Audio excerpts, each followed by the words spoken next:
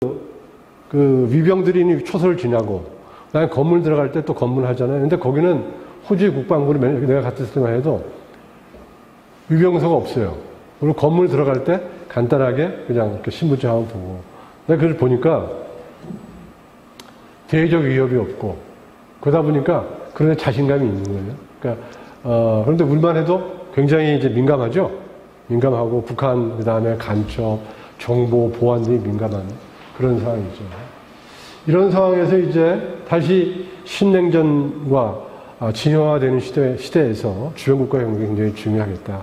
결론부터 말씀드리면 사실 미국과 경쟁이 중요하죠. 미국과 경쟁이 중요합니다. 자, 잠깐만 물른 거. 제가 참고로 그냥 적어봤습니다. 미국이 보면 면적이 세계에서 3위예요. 꽤 크죠? 아마 제일 큰 국가가 아마 러시아하고 아마 캐나다, 미국 정도가 될 것 같아요. 인구도 굉장히 많아요. 세계 3위에 3억 3천만 명. 거기에 있는 동포도 한 260만 명 되고, 뭐 GDP나 군사력은 뭐 타의 추정을 불허할 정도의 대국 국가입니다.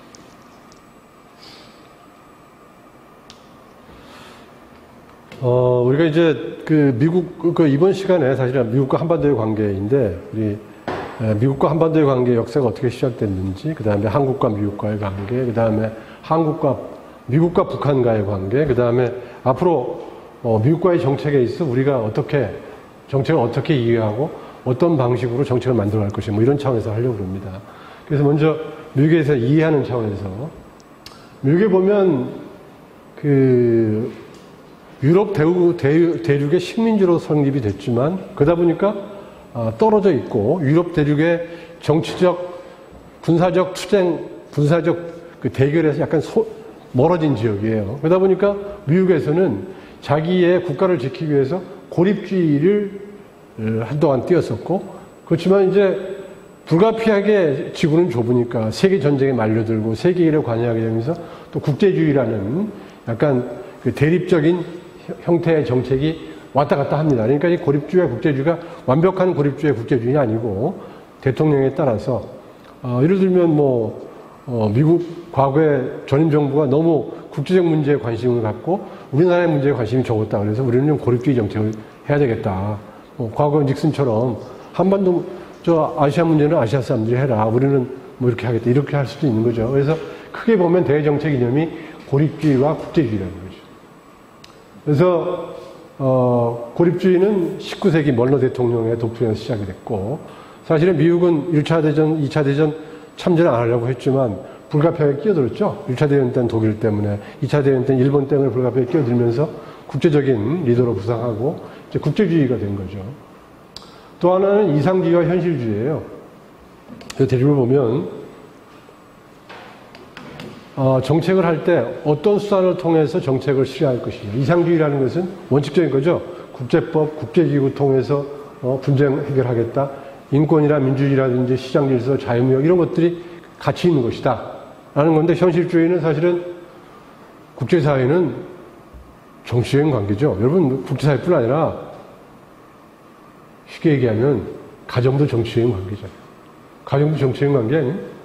학교도 마찬가지고 모든 게 정치적인 관계예요. 그러니까 모든 관계가 정치적이라는 것을 빨리 깨닫는 사람이 성공해요. 이상주의도 맞지만 현실적인 게 있어요. 정치적인 힘의 관계라는 거예요. 그래서 현실주의적 입장에서 자조와 동맹을 통해서 생존을 최우선으로 도모해야 된다는 그런 두 가지 약간 대립되는 면이 있어요. 근데 그것도 항상 보면 하나 굉장히 극단에 가는 게 아니고 두 가지 융합된 경향을 보이는 거죠. 이게 이제 미국의 외교 정책과 관련해서 두 가지 기조라고 할 수 있습니다. 또 한 가지는 이제 우리가 과거에 국제사회에서 전통적인 플레이어는 국가잖아요. 국가죠. 그래서 그런데 2001년 제가 미국 대사관에서 통일협력관으로 근무할 시절입니다. 아침에 출근하다 보니까 연기가 나더라고요. 전 모르고 사무실에 도착해서 대사관은 이렇게 좀 여유가 있기 때문에 각자 개인 방을 써요. 제 방에 들어왔는데 집사람이 전화가 왔어. 빨리 TV 켜보라고. 보니까 국방부에서 막 그냥 연기가 올라가더라고. 그게 9.11 사태예요. 근데 9.11 사태가 그냥 전쟁, 그러니까 미국의 테러리스트들이 미국 주요 건물들을 폭파시켰다. 이 정도가 아니고 9.11 테러를 일으켰던 그 사람 테러리스트, 그 사람들이 사실은 미국의 가장 큰 우방인 사우디아라비아 출신이잖아요. 사우디아라비아 출신. 그러니까 사실은 전통적인 정치학에 따르면 국가 간의 관계에서 미국과 사우디의 관계가 좋으면 사우디 국민이 미국을 공격할 이유가 없잖아요. 근데 미국이 중동에서의 핵심적 당사자의 하나고 세계 석유 시장을 영향력 행사하고 있는 사우디의 공격, 사우디 국민의 공격을 받아서 미국이 된 거예요. 그러니까 저 사건 이후에 그러니까 국가 간의 관계가 아니라 테러리스트 같은 이런 사람들, 대칭적인 게 아니라 비대칭적인 공격, 이런 것들이 중요한 거죠. 테러 집단, 테러 인사들이 중요해요. 자, 이제 저런 것들이 과거 전통적인 국가 중심의 정치학과 다른 거죠. 축구 정치와 다른 거예요. 또 하나의 이제 변화는 그 아태 재균형 정책은 사실은 이제 시진핑, 제가 윌리엄 페리가 쓴 책을 보면 과거에 이제 중국 같은 경우에 개발이 덜 돼 있어서 미 국방성에서 중국의 각 지역을 다니면서 무기라든지 이런 군사훈련 현장도 보고 그걸 지원해 주려고 노력을 많이 했어요. 왜냐하면 이제 중국을 좀 강성하게 만들어서 러시아도 견제하는 이런 차원에서. 그런데 중국이 이제 명실상부한 세계 2인자가 됐잖아요. 그러면서 이제 아태 재균형 정책, 그래서 과거에는 피벗 투 아시아라고 했는데 리밸런싱 정책이라는 말을 쓰는데 중국이 부상하면서 아태 재균형 정책이 쓰여진 거죠. 그러니까 과거에 국가 중심의 일방적인 정책에서 비대칭 전쟁, 국가 외의 테러 집단들에 대한 강조, 그 다음에 지금 아시아권에서 중국의 영향력이 커가면서 아태 재균형 정책을 지금 펴고 있는 거죠. 그래서 이제 아태 재균형 정책 중에 핵심이 이제 미국의 인도 태평양 전략, 쿼드, 그 다음에 한반도의 사드 배치, 오커스라고 해서 미국, 영국, 호주 상부안보체도 21년 만들었고, 파이브 아이즈라고 해서 미국, 영국, 호주, 뉴질랜드, 캐나다, 정보 공동체도 운영하고 있죠.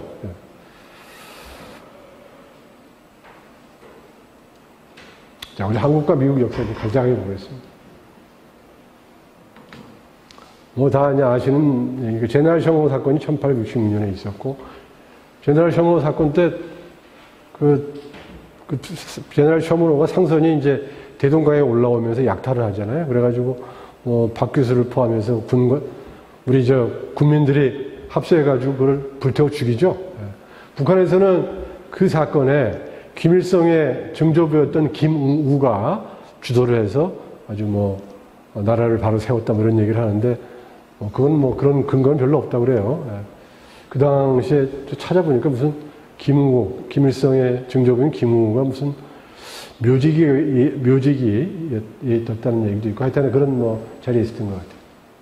제너럴 셔머 사건 이후에 이제 5년 후에 미국이 그걸 응징하게 오죠. 그게 신미양요예요.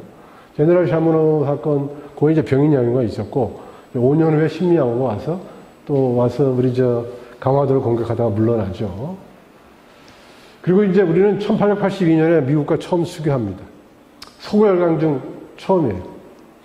근데 그 당시 우리가 이제 청영향권, 중국의 영향권이 있었는데, 우리나라의 입장에서, 조선의 입장에서는 청과 일본 견제를 위해서 수교를 했고, 청나라에서는 국가는 쇠퇴해지는데 러시아와 일본을 견제하기 위해서 그걸 했죠. 그 당시에 황준원이라고 여러분들 국사 시간에 배웠을 거예요. 일본 주재 중국공사였던 황준원이가 조선책략에서 한국은 친중국, 결일본, 연미국해서 자강해 러시아를 방어할 수 있다. 이런 걸 썼다고 그래요. 그런데 사실 우리가 미국과 수교한 이유는 미국은 강력한 국가고 신흥 국가인데 미국은 우리와 떨어져 있기 때문에 영토적 야심이 없을 것이다. 그래서 중국, 러시아, 일본처럼 우리는 멀리하지 않았어요. 그런데 사실은 1905년 카스라 테프트밀이라